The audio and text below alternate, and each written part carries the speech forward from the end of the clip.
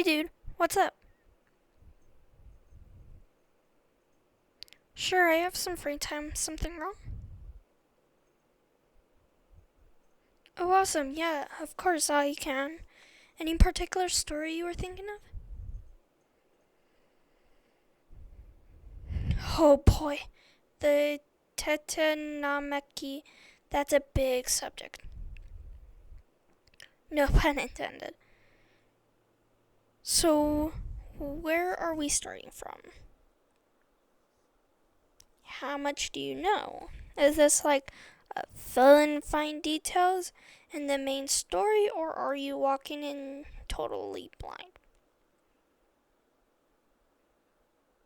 Totally blind. Then a tall order. I mean, okay, I can explain it, but it's going to take a lot of context. You know how I like to skip the interesting bits, ignore all the prologue? Yeah, we can't do that here. I'll have to start from the very beginning. You sure you're up for that? Alright then. Take a seat. This'll take a while.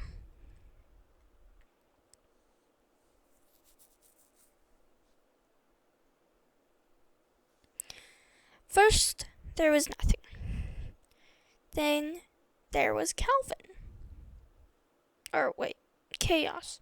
There was chaos. Well, the two might be kind of the same.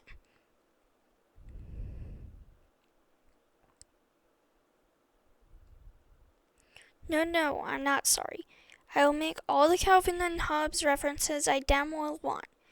Thank you very much.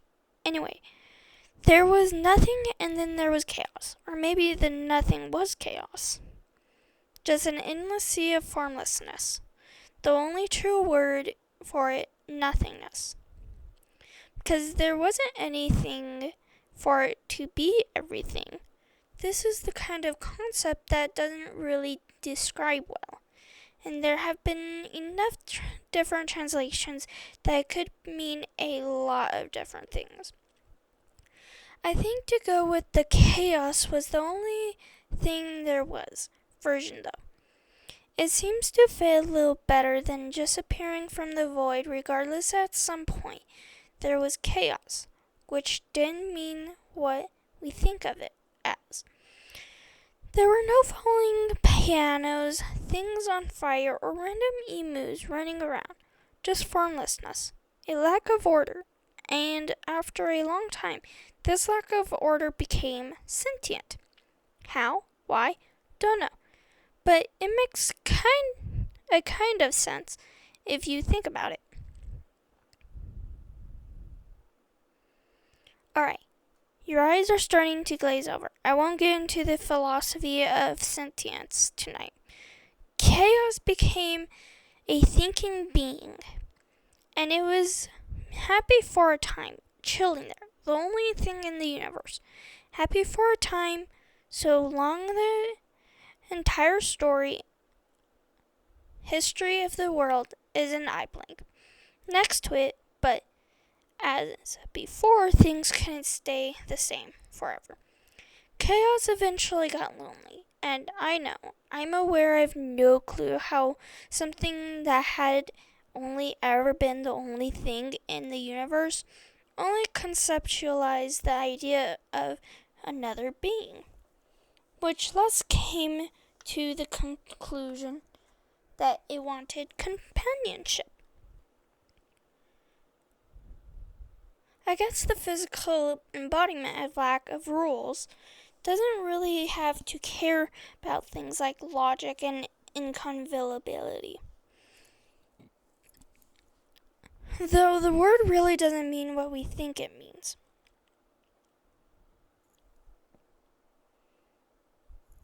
Shush you. Chaos got lonely, so it decided to create a companion from its own substance. How this created something that wasn't more chaos, the world will never know. Geez, I've been saying that a lot lately. I guess this is the kind of subject that defines easy description. Humans aren't really meant to comprehend primordial and forces like that. It'll break your brain if you think about it too long. Regardless, the new companion, Gia, the earth, chaos created her. All the mountains and forests and jungles and deserts and assorted other Minecraft biomes, and the whole thing became sentient. Yes, it did. Of course it did. Was that even a question at this point? Gia came to life, and for another long time, the two were happy together. I have no clue what their relationship was. Like parent-child, friendship, romance, just sitting in companionable silence? Don't know.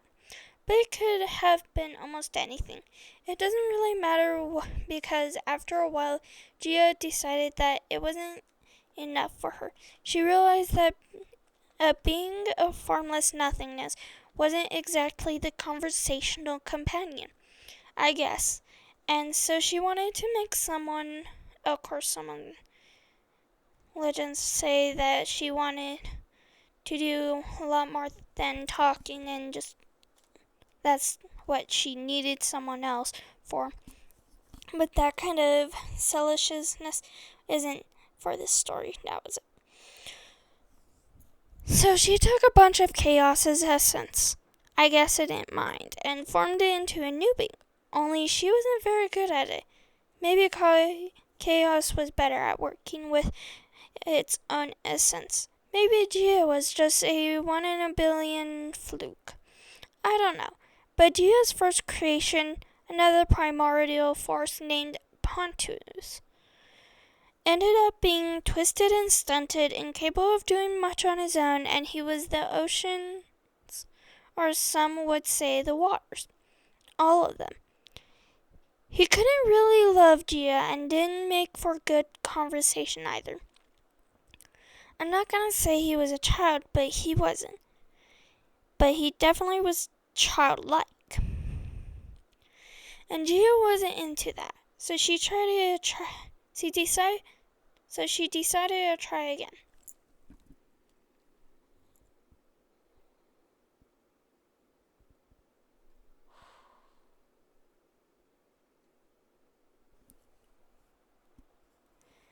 I mean, I wouldn't say that. After all, if at first you don't succeed right, and she did improve, this time she made Tartarus, the pit. And he was better, stronger, independent, capable of standing on his own, apart from her, and capable of doing anything else. You see, somehow in her desire to make him more separate from her than Pontus was, she made it so that they could never actually touch or interact. Yet, not ideal. So by this point, the empty spot inside her was aching, and she was truly desperate to make a deity that could fill it in. This is where I would tell you to get your mind out of the gutter if I hadn't fully intended that double entry. You welcome to stay down there if you desire. But something I haven't talked about yet. Every time she used Chaos Essence to create something new, she shrunk Chaos itself, weakened it. She didn't want to destroy her progenitor entirely. She just wanted someone new to be with. She told herself she'd tried once and only once more, and if it didn't work, resign herself to an eternity of sorrow. So once more she tried. And this time she poured everything she had into it. Her hopes and fears, her loneliness and desire, her love for something that didn't yet exist, and a bit too much of chaos. She used so much the primordial essence of the universe that it forced chaos away. Deep into hibernation, not quite dead, but unstable to perform even the limited interactions it had before. For all intents, the purpose is gone, and Gia would have been sad except being she created was perfect. Uranus. The sky strong, powerful, beautiful as the stars. Not reliant on her, but not as inaccessible. With him came galaxies and constellations, and the sun above the earth. And Gia was pleased. He wasn't malformed, or he wasn't too far away. Nothing about him was missing at all. Except, oh dear, his soul. More on that in a minute. For now, Gia had finally found a companion, and didn't even know if they nectared and dined each other before jumping in the baby making, because babies were made fast.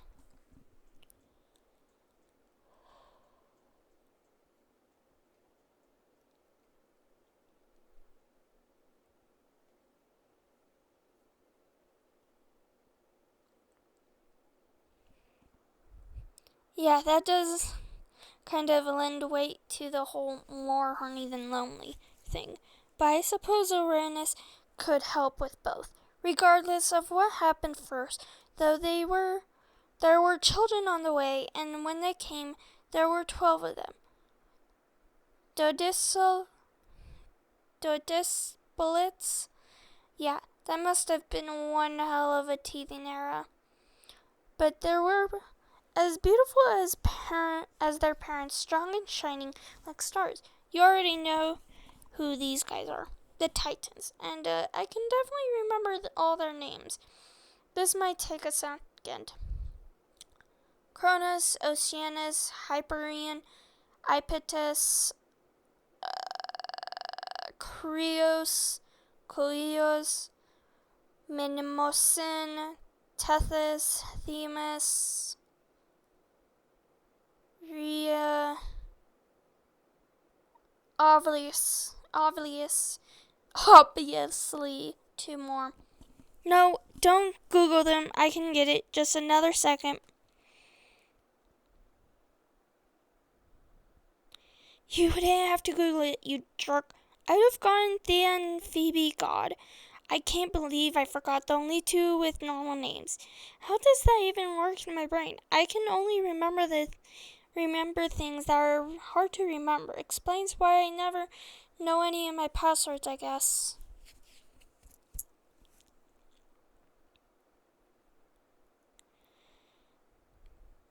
Okay, so 12 shining stars, perfect children walking the earth, and under the sky, and when Gia looked upon them, she felt love. And when Uranus looked upon them, he was pleased. Their nice little utopia didn't last very long, though because someone felt the need to make more babies, don't know which, maybe both, but sky and land went back at it. And little while later, out popped more children, only triplets this time. Thankfully, these, however, were less beautiful than the Titans.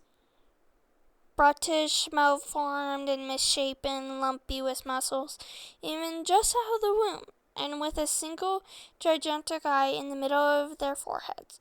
These were Cyclops, and Gia looked upon them and felt just as much love as she had for her eldest children.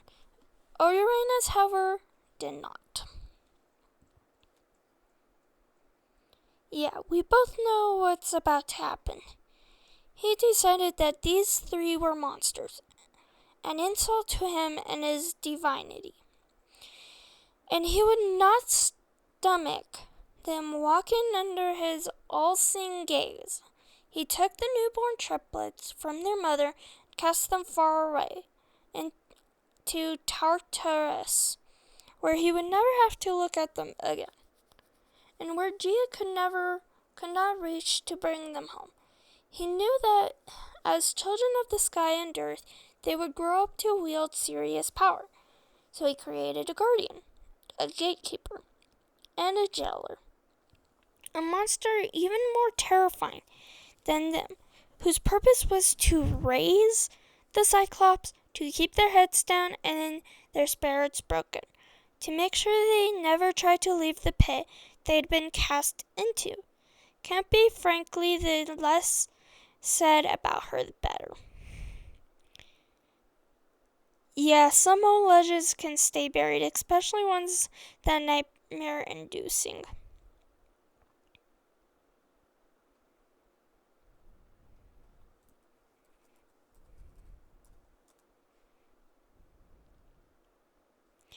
Oh, of course Gia was upset.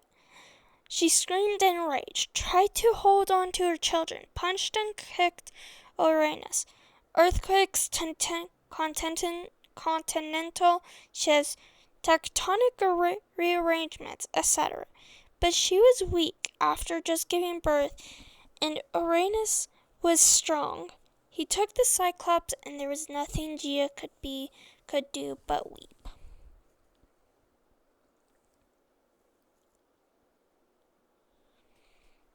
I swear to God, this is not the time to make "he took the kids" joke.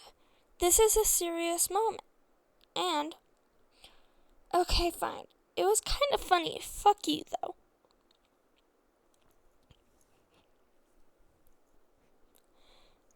Yeah. So anyway, after that whole debacle was over, there was a shocking lack of fallout. Really. I mean, yes, Gia was upset, but the Titans couldn't really bring themselves to care about siblings they'd never met. The other primal forces weren't paying much attention. And Uranus was content to pretend the whole thing never happened. He even wanted to try again for more kids. Yeah, I don't want to think about how that conversation went. Hey, honey, let's have another movie. Why? So you can throw it into hell again? No.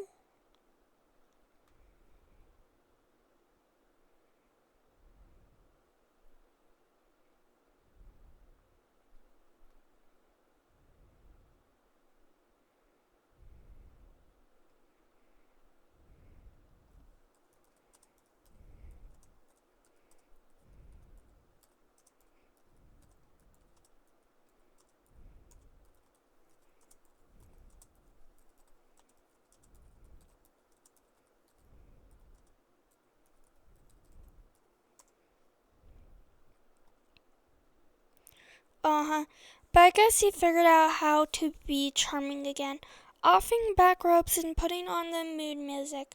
Or maybe she just decided that this time wouldn't go as wrong as previously. That there's no way he'd throw away 2 sets of children, because she eventually agreed. Soon enough, more babies were on the way. When they came, the earth shook. 3 giants. Yep, more triplets. There seemed to be a theme. Each the size of a mountain, with 50 faces and 100 arms. They were called the Hecatoncheers. But since that word is completely unpronounceable and I can't say it more than once, we'll just go with 100-handed ones. 3 guesses as to what Uranus thought of him. Into the pit they go. So now Gia was completely disillusioned. Uranus was still beautiful, but all she could see was the horror of unending void where his soul should have been. But that actually kind of makes sense. It wasn't supposed to. I was just going to joke about how the darkness of space goes on forever, but that's a valid metaphor for a soul. Am I secretly a good writer?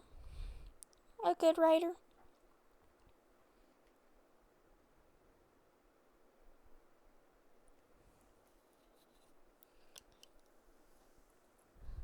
Okay, yeah, only on accident, that makes sense. Anyway, Gia was pissed. Peeved, ticked off, upset, irate, fuming, miffed. Oh, I have so many. We ain't even got to splenetic yet. Just hold for a second. Fine, fine, Killjoy. Gia mad. Big mad. She couldn't do anything about it. Because even if she hadn't been tired from the effort of giving birth to the 100-handed ones, Uranus was strong, like much stronger than her. She did come first, yeah, but that doesn't mean that wasn't the most important thing here. Uranus was made out of more chaos essence than she was. In trying to make him perfect, she made him powerful. Maybe thinking that the two were the same. I don't know. But she couldn't win that fight. Not on her own.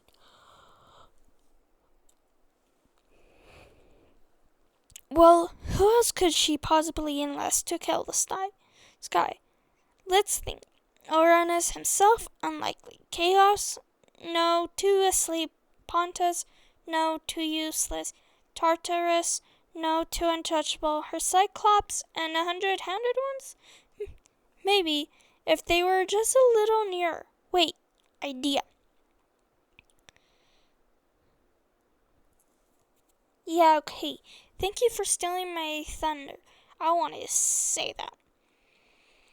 No, it's fine. It's not like I'm the one telling the story or anything.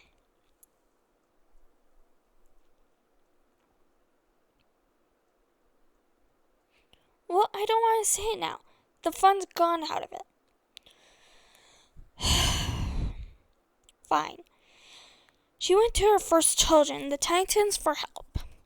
None of them individually had the power the primal deities packed, but each one was still serious threat, and there were 12 of them. She figured all of them together could handle Uranus.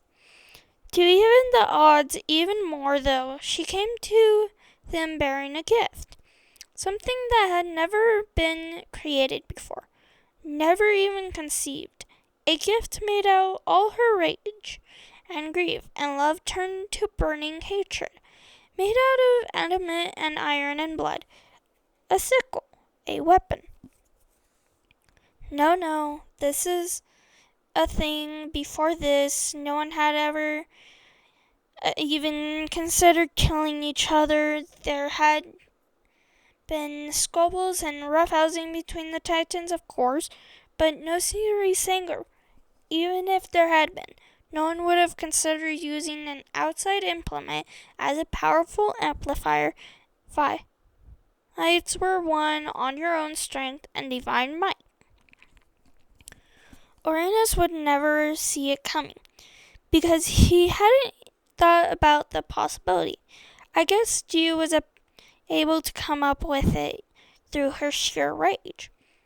My life would be better if this person didn't exist. I should make him not exist.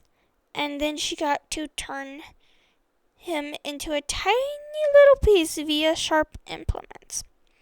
From there, once she'd figured that out, all that was left was to convince the Titans to kill him.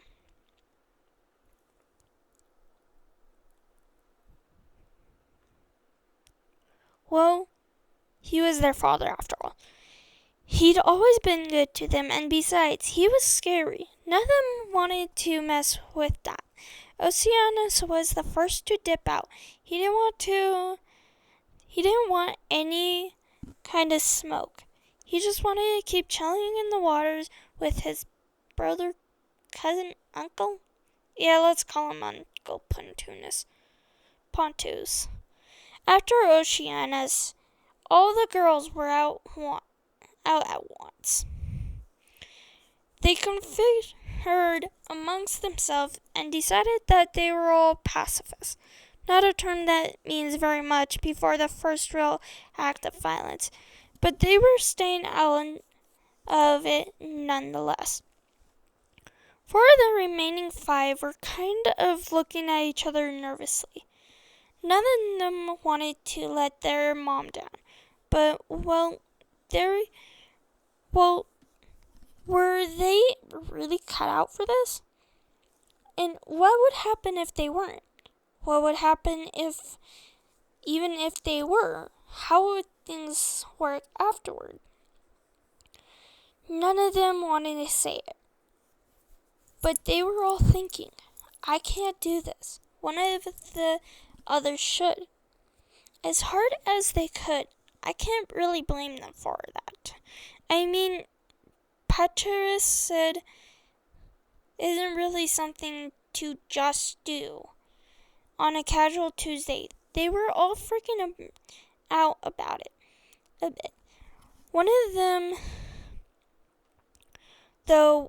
them wasn't freaking out at all. The youngest, the one who'd always been a little crooked, who'd seen the world a little differently. The one who saw this sickle and finally understood what power meant and understood what he wanted all of it. Yeah, you know who I'm talking about? Cronus. History's first killer, according to the Greeks. Cronus took the sickle, his eyes glowing and his smile crooked. He already had a plan. Yeah, Gia probably should have seen the bad signs here. But she loved her children, and she was blinded by rage. She told Cronus if he killed Uranus and freed his brothers from Tartarus, he could be king and rule over all living beings. While the legends aren't super clear there, it's distinctly possible that Uranus was the king before all of this. Yeah, but there's another interpretation. Rulers and the ruled came into being as a concept. With the first weapon, they were tied together. Gia and Cronus both realized instinctively that as long as there was a such thing as power, someone would have the most power, and everyone would have to do what he said, or else. This way of understanding the world would have consequences later.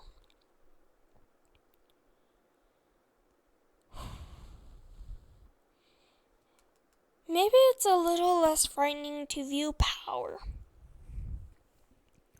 as distinct from the ability to kill. Maybe it's not as real though. I don't really know whether there was a throne before there was a way to remove the one sitting on it, a crown before there was a way to remove the wearer's head.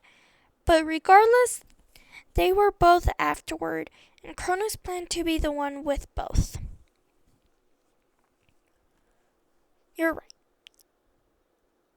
Once the first implement of death was envisioned, it could have been copied fairly easily. But our Titan of Time wasn't going to give up anything he didn't want. Didn't have to. Oh yeah, didn't I mention that? Cronus was the Lord of Time. That's where we got chronological order. Cronus is still ordering people around. Let's not go down that path of thought, okay?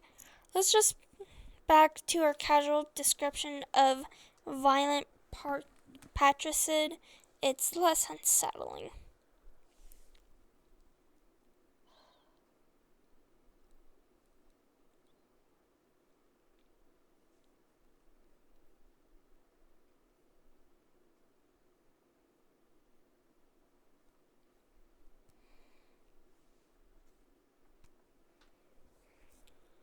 Yeah, so Cronos had the plan. All he needed was his brother's assistance. The remaining 4 were still scared, but none of them wanted to look like pussies after their youngest brother was willing to do the deed. So they were all agreed to kill the sky. Okay, that's a good question. Yes, the sky is still up there, but that doesn't actually... No. You know what? No, I'll explain it when we get there. Patience, Grasshopper, you'll understand it. I promise. It's Simpler than philosophy, alright? It has to be, otherwise I wouldn't understand it either.